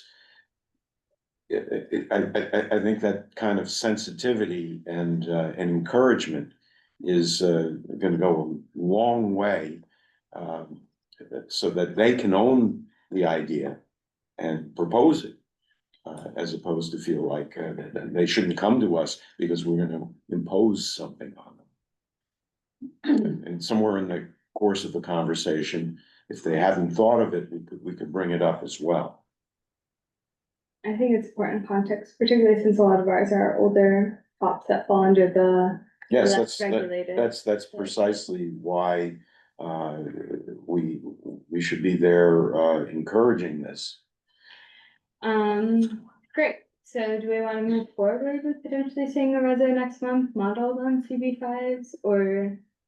And Yeah, staying that on makes head sense. taking. Yeah, I Okay, do. great. Does anybody want to write that reso? I'll take a crack at it. Say it. I'll take a crack at it. Thank you. I Okay. understand, just gotta plug in the holes. Yeah. Yeah, I can Yeah, send truly. you that resolution. Yeah, please, Give you $5. thanks. And I think it's okay for us to reference CB5's resolution. Yeah, Yeah. I agree. Can I add one thing? Yes. I really like it when we load on with other community boards to do actions in common. I think it's great from a perception Yeah. point of view. And I will also tack on to that as somebody, I live at the very north end of this district, and I do utilize a lot of the amenities that are in CBE. And so I think it's a good hand-holding community partnership together when we can work together to build spaces for everyone, not just people particularly in our district. But especially for them. Great, so we're gonna move on to agenda item number 4. The resolution was distributed ahead of time, and we're gonna discuss the metal wire and fencing on the FDR Drive at East 37th Street and its impacts on the view and access to our waterfront.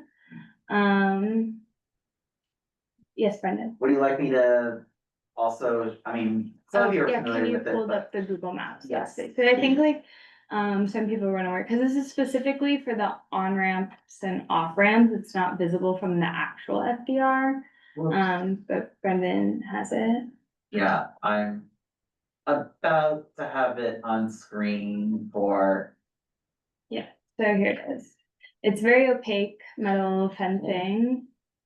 And I believe it's currently used for, as mentioned, the Reso NYPD parking. How do they get in there? Sorry. Keep going. Yeah, and it's pretty far, and it's also like on the other side, of the FDR. Why, is there any picture that we can see of what's inside? Not that I have access to. But I think the Reso is pretty straightforward in emphasizing the importance of having access to our waterfront. And that includes physical access for pedestrian accessibility, but also sightline access, which is important, I think, to the general atmosphere of the fact that we are a waterfront community. And that really nice park on the other side, which the FDR can feel like an inhibitor already. And also in the Reso, we asked for them to paint the FDR the same color as the periwinkle that you find in like the Seaport area downtown. That's like a specific New York State Department of Transportation color that they selected. I'm personally a fan of it though. Love it. But it is a part of like other larger modification changes, refurbishments that we've been asking for the FDR to do, so we can roll it into here or roll it into something later if you feel like it's not germane, but overall, Which part they put the fences there and the, what part is what, the fence? put the fences over there and the responsibility? Which for them? party put them? Whose there? jurisdiction, The which Brendan, do you know department? whose jurisdiction that area That's is? the jurisdiction. which area? Where that fence was that you showed us? The structure, Yeah, it's the like structure. FDR structure itself, I'm pretty sure is state DOT.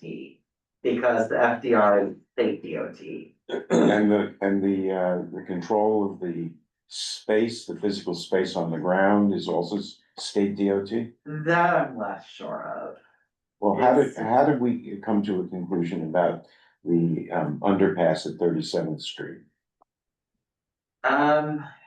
I need to look back at my emails because that was a while ago and a bit of a maze of I have a emails. little bit of information on that. It is maintained by the city, but technically the space is New York State DOT. Are we aware of a formal written agreement, or can we get one to look at? No. And most of those spaces, I think as we've all seen, it's very ambiguous who takes care of it, and who actually owns it. And does it mean that we are going to adjust this resolution to the state DOT? Sorry, I'm a little bit I know, confused. I think we need to send it to both the state and the city because it's even our state elected officials don't really know. So we're assuming there's some sort of shared jurisdictional responsibility. The understanding is that it is NYPD that parks under there. I don't know who. We Well, don't they'll know do who it with erected somebody it. else's permission. But I think we also don't know who erected the fence. Right. So PD could park there, somebody else might operate it, somebody else might have put up the fence. Yeah. Okay. We'll cover our bases. Okay. Yes, Daniel. Maybe this is in the resolution, I honestly didn't read it super carefully, but I would be worried of what's underneath that fence when it gets pulled up, you know, I could see it being gross. And, I think it's really important to mention that it should be cleaned up and crossable, you know, as like street is crossable. Also, I think it's a good opportunity to mention like sort of cleaning up under the FDR around other parts of that area. I mean, I would say like there are a bunch of parking lots and bike lanes from like 20th Street up that are dirty and gross. And I know that might be a little out of scope, but at least around there, like there, it's a really gross area to walk or run, and it's not appealing like at all to be over there, I think. And so I look at that metal area. I avoid the whole thing when I'm running over there. Like I don't even think about that metal area because I don't go close to there because I stay in the parks because it's nasty. So I just want to, you know, think about that in scope of all. Again, historically, we do have several resolutions asking to get rid of the general parking that's run by EDC under the FDR. We continue to ask for that. Yeah. So we don't necessarily need a new resolution because we've got one. We can advocate as much as we want there. This particular area, there was a walkthrough pre-pandemic. You can understand it's been there for a long time. And there was confusion as to who owns it. And we've been advised that maybe we have to take things one step at a time. Because there actually isn't a way for the public to cross to the waterfront across that because of if they have to introduce stoplights and all kinds of other infrastructure. So this is really just a first. Please take down that horrible fencing and barbed wire. Is there something about cleaning up the area, make sure that the area is clean and presentable to the public or something along those lines? I don't believe there's Are anything. you proposing we should add something? Yeah, I think we should, because I really think it's possible that underneath the fence is. What is our precedent in regard to our asks for the walkway at 37th Street?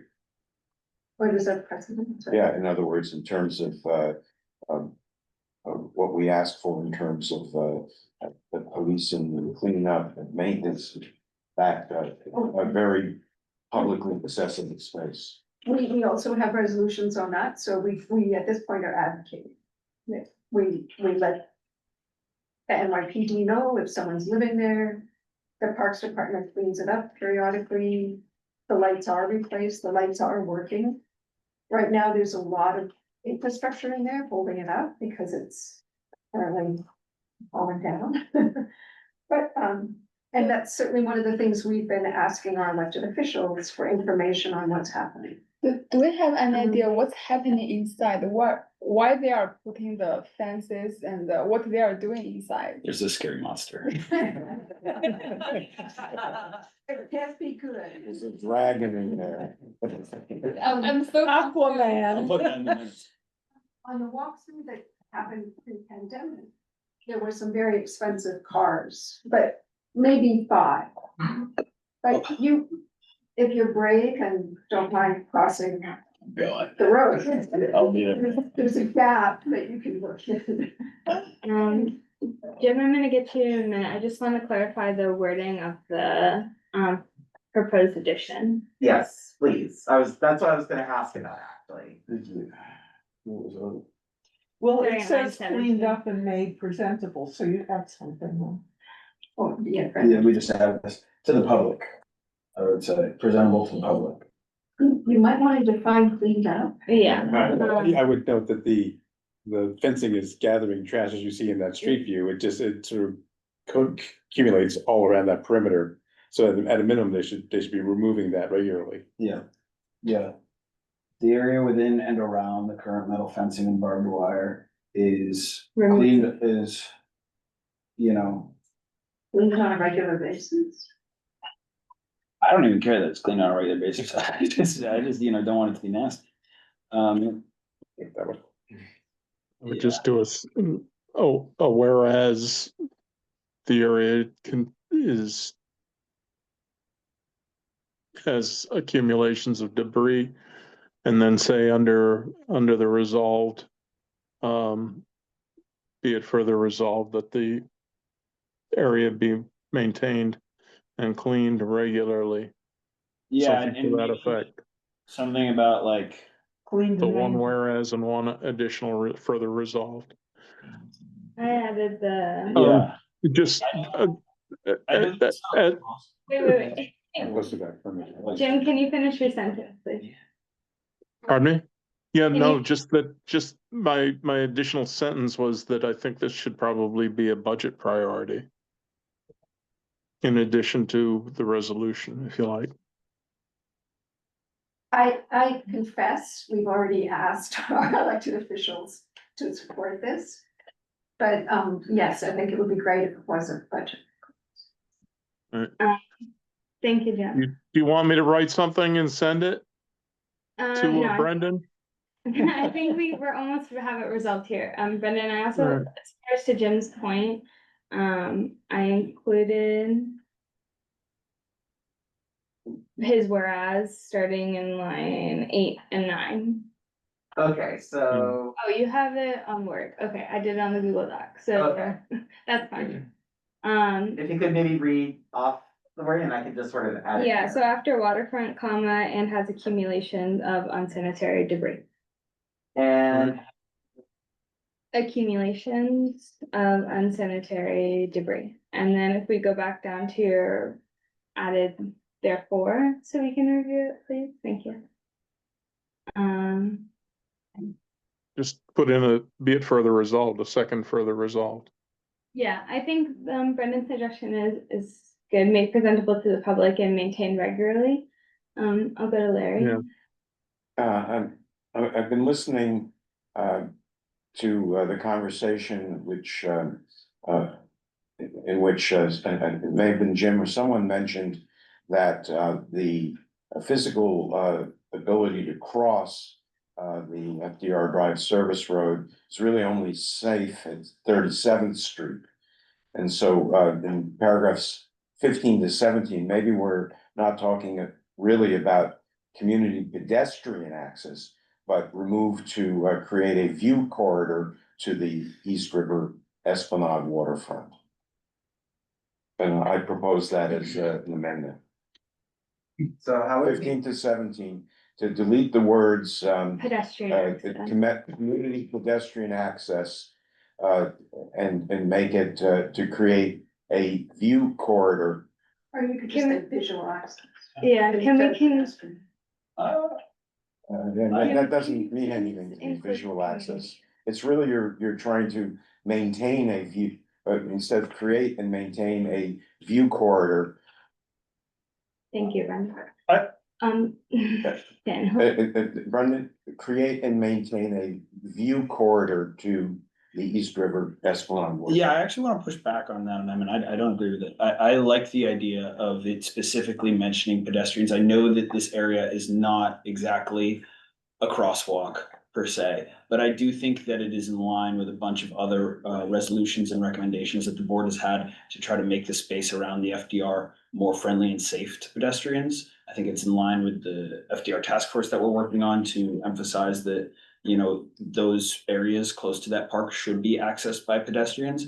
And I think it's important to mention in, you know, in a resolve clause that we want this space to be, you know, safer and be able to be used by pedestrians. I could see myself going on a run there and trying to cross the street and crossing over this area as well. Are you familiar with the block between 37th and 38th Street? Because,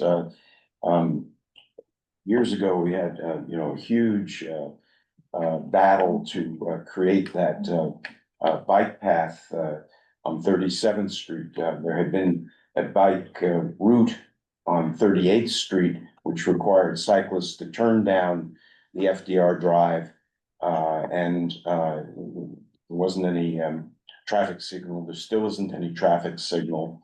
And the ability to cross there in front of fast moving traffic. The sidewalk is, blocked by signs and, utility poles. Extremely dangerous to try to access that from 38th Street, that area in between.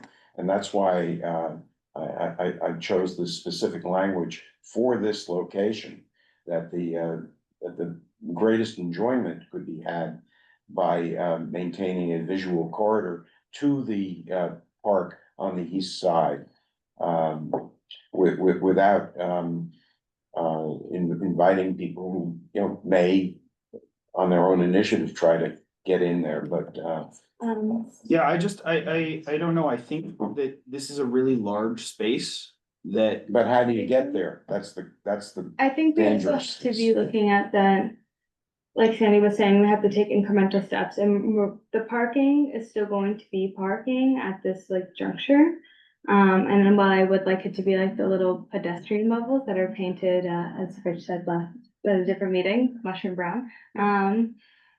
It would be nice, but I think if we're looking at this step-by-step basis, I think this is a place that we can land for now. And we can come back again with a different resolution that is not only addressing the continuation of the Esplanade, but in the continuation of making the FDR and those various underpasses pedestrian, not only friendly, but prioritized.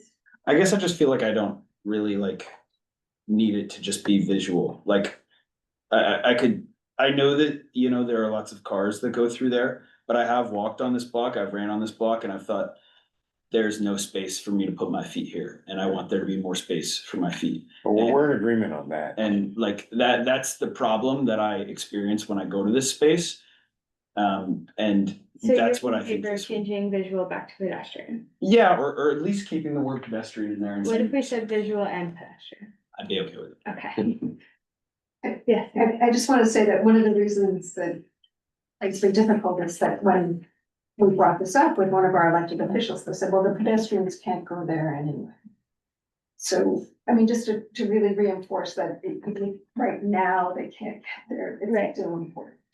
How about visual and potential? Let's leave it. as I think pedestrian. this is fine. I think potential is opening up a Yeah. chasm of maybe we Yeah. won't end up getting it. We do want to get there eventually. Yes. I agree. I'll go to James last. With item or 21, Yes. it seems like we're giving them a fallback position. Can we say maintain regularly until? Until it's created as like full pedestrian spaces. Yes. So after maintain regularly, How about take the word regularly out, just and maintained? I like regularly. Me too. I think it forces Okay. them to a timeline. Yes, Brendan, sorry. Also, would the committee want the space maintained even after it becomes a pedestrian space? So. Yeah. But wouldn't that not be by the NYPD at that point? I think if we, okay. I'm not splitting hairs. No, I agree, but can we first start with maintain regularly until converted into a fully accessible pedestrian space or a fully realized pedestrian space, something like that? And now we can split hairs. I see Jim's hand is raised. Oh, yes, Jim, I'm sorry. Did you have a question, Jim? Oh, no, I'm sorry. That was from prior. Okay, thank you. So as it currently stands, Brendan was asking, does this imply that we're not looking for it to be maintained when it's fully realized as pedestrian space? But I think it's okay, and I think we can also address that. That comes into fruition. So. Time to vote? Yeah, do I have any motion? I move to vote. Okay, Eddie Second. thank you. Brendan will now conduct the vote by roll call. When your name is called, please answer in favor, oppose, abstain, or not entitled.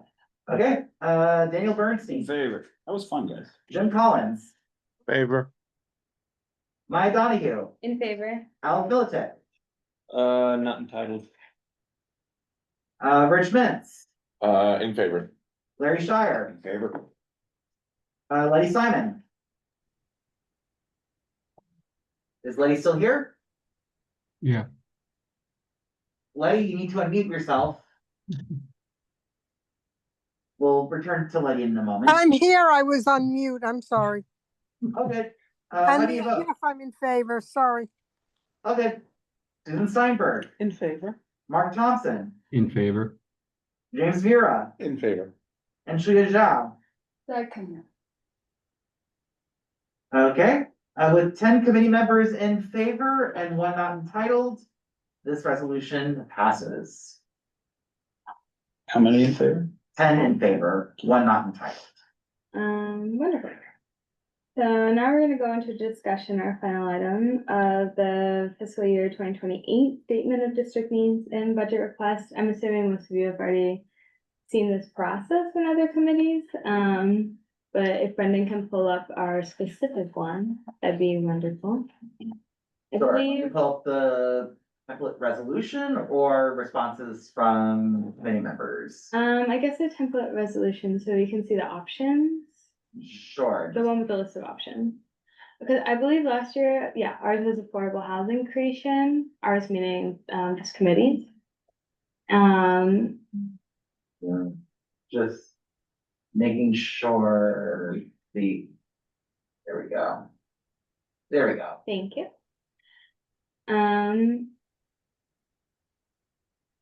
Did we get many write-ins? Many answers, I mean, from the committee? We got like 3 or so. Okay, so I would like to hear everyone's then. If someone would like to start, you can just say what is your top priority, you don't have to go into super detail. Even if we didn't do the homework. I didn't do the homework. I have a feeling I know what some of other people's top choices are, and I respect them. Something that is of utmost importance to me, and I want to make sure is a part of the conversation, is environmental sustainability in the city. That's probably the number one thing that I care about for you just kind of. Is that a budget item? There was an other write-in section. Yeah, So there's I a- just wanted to make sure that it's, you know, if we're talking about our number one issues, that's my biggest concern.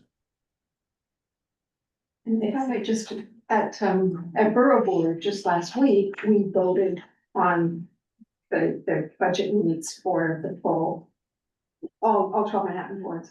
And, there was also a presentation by the independent, IBO, Independent Budget Office. And one of the things they really stressed is there's a difference between policy and budget. And that quite often we get caught up in trying to influence policy when what we really want to do is ask for budget issues. That's why I asked what I asked. So, if we do have something that's policy related, we need to make sure we have a budget request that reflects that it's not just. And this was affordable housing creation, why I think it was controversial this year, because that's a policy request. We need a very specific budget ask for whatever it is we're doing. Well, if that is the maintenance of existing housing, that's budget. No, it's not, Oh, no, because they- who provides that money? Well, let's say you have NYCHA house. Right, if you have NYCHA housing and you're looking for the budget. In for other supporting words, specific- it's the roofs don't leak, or the. But that's when you ask for a very specific, we want budget for this NYCHA housing in our district. So it's just something to keep in mind. I think. Now, where this one says creation, this would be for new stuff. So how would you do? How would budget? So actually, Oh, I see. The second one is the preservation. So Okay. if these are policy issues we want to support, we just need to find how the budget. I will say I'm looking at the land use budget items currently that we have listed. A lot of them are, most of them environmental related and not affordable housing creation related, but as Sandy mentioned, it is a more nebulous policy related issue. Yes, Brenda? One other thing to keep in mind is that this is a part of the statement of district needs Right. that is both land use and housing. Right. And if you look more towards the housing side of things, then you get some of the affordable housing stuff. So it's a mix. Alex, did your housing committee already decide there? We assigned homework to. I did assign homework, yeah, so I'll preface this, I guess I have to preface this by saying, because I work for EDC, I kind of have to disclose that. But my issues would be related to housing anyway. Right. And because the Housing and Homelessness Committee would look at the same list, Okay. that's we what I was would trying to figure. probably focus, I don't want to speak on behalf of the other members of the committees, some of which are here this evening. Right, But our focus will be on housing. okay, and But which aspect of it? preservation or? Well, new creation? we are coming to next month's, the April meeting with a list of our top two issues, and so we're gonna flush it out at the April committee meeting. Okay, so my follow-up question to that, Brendan, is when we send this out, is ours going to be compiled with Housing and Homeless Committee, or are we giving, okay, It's one document. okay. Yep. So based on, and there, you guys are looking at the same exact. We're list? looking at the same one, yeah, we saw the same exact. So list.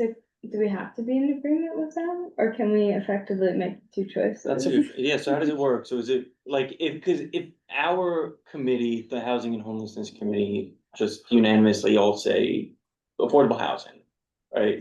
And then the majority of this committee also says affordable housing, but there's sort of a mix. Is it just affordable housing? Or if like land use picks land use and zoning, do we say land use zoning and then we also get to tell them affordable housing, cause that Housing and Homeless Committee? I think you can only do one. Okay, that's what I'm trying to clarify. Yeah. So for example, if we picked land use, it would be something like, we want the FDR cleaned up between X Street and X Street, something like that. I mean, So our budget ask would be, reflected, it would be a reflection on what we selected, yes. But there are more members of the land use committee than there are on the housing committee. Yes. So even if it's like 14 for land use and 1 for housing, me, and then the 11 of us.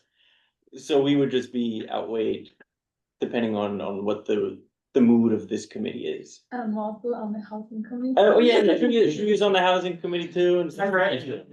Yeah, so. But I don't know what they're gonna decide, so. Yeah, what I would say is, granted, this is one committee and not two, but one thing that I know the transportation committee, which Maya's on, has done is, in that committee, they're trying to decide between two different issues. And, the way they're doing it is one person's writing a blurb for one issue, another person's writing a blurb for another issue, and then the committee comes together to determine which blurb is more compelling. Right. So that's one possible way to approach it. Yes, before we get there, I would like to see what the general consensus is of the committee. Maybe we are all coalescing around one issue.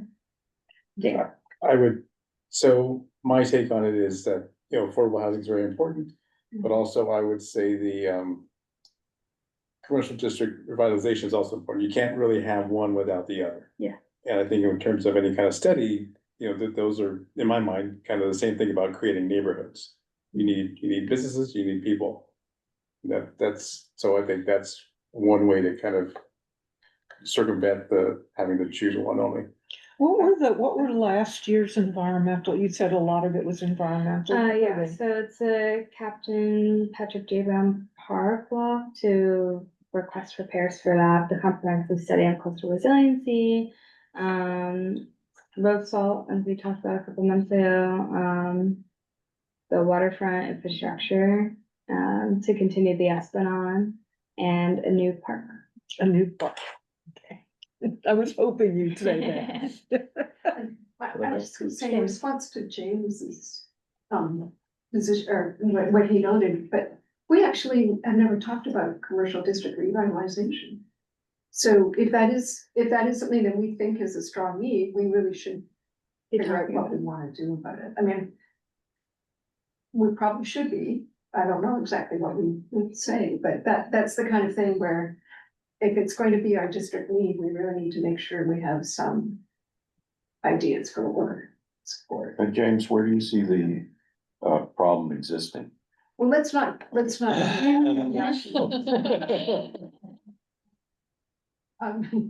the city of Yes have this whole section about commercial revitalization? It does, we don't. All I'm saying is if whatever we pick, we really need to make sure we as a board and this committee follow through. Right, so we've been needing to reorient a lot of our, well, not reorient, but a lot of priority on that as far as our agenda items and things.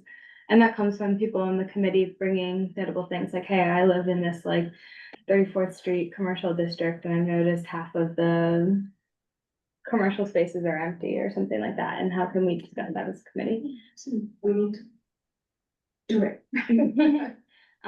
So before we do go down that rabbit hole, Daniel mentioned environmental sustainability, James mentioned commercial district revitalization, affordable housing was thrown out there. I'm gonna go to somebody else first, Larry.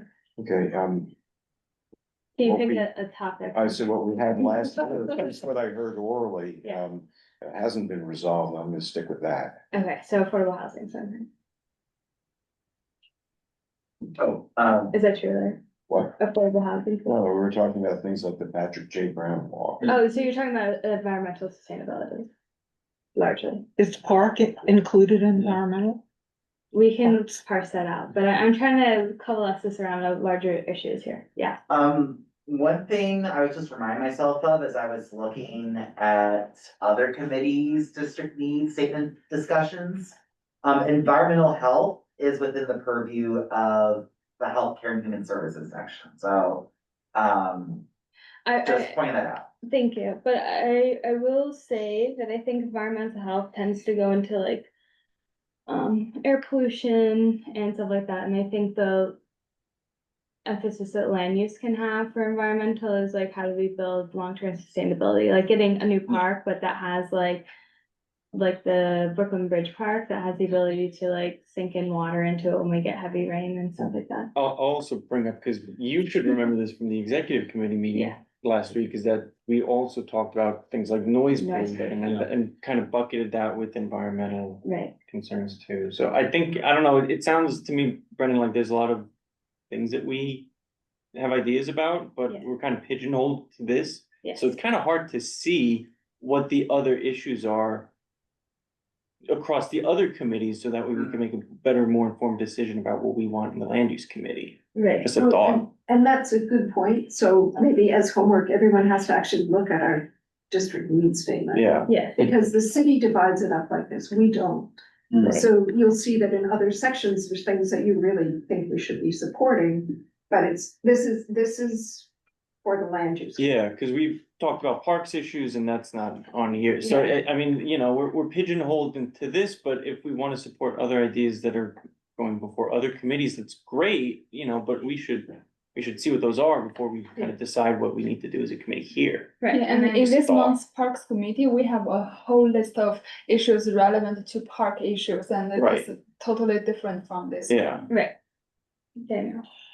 Thanks. Yeah, I think, you know, when I think about environmental sustainability and whatever in the city, like it's, you know, not up there, and I know that we sort of have to fit into this sort of like, we're going for budget things, not housing. But I think what Larry said is a really good point. There are a whole bunch of things that went unaddressed last year. And so when I think about it, I'm thinking about that. And when I think about how land use can reach that issue, I'm thinking about the things that we put in last year that there's precedent for that relate to that, and what Maya said. Okay, so I have a couple of proposals for you all. One, we can address this again next month, but I very much implore you to look at this and actually bring real ideas to the meeting so we can have a fruitful discussion. Or the other option is that we can have, as what we're doing in transportation, as Brendan mentioned, we can have perhaps Daniel or Larry write a blurb for a district needs statement for environmental sustainability and someone else to write one on affordable housing, and then we can address that as a committee. I would prefer the first option because I really do want to hear what everybody thinks, and I think it's important for everyone to weigh in, but so I propose that unless everyone else wants to do the other option, where we have the two dueling blurbs. I like option one. Okay, We'll go with your option. Sure. thank you. I'll probably do both. I'll ask Brendan to help me find the other district needs and send it out to the committee, but we can talk about that It's on the offline. website. Sam? It's on the website. Oh, yeah, but I wanted to send it specifically to them, so they have notes. There's gonna be a quiz about the website.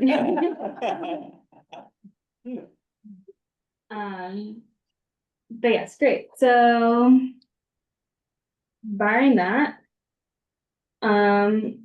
Then we're going to do older new business. I know, Jim, you had something that you wanted to bring up in old business.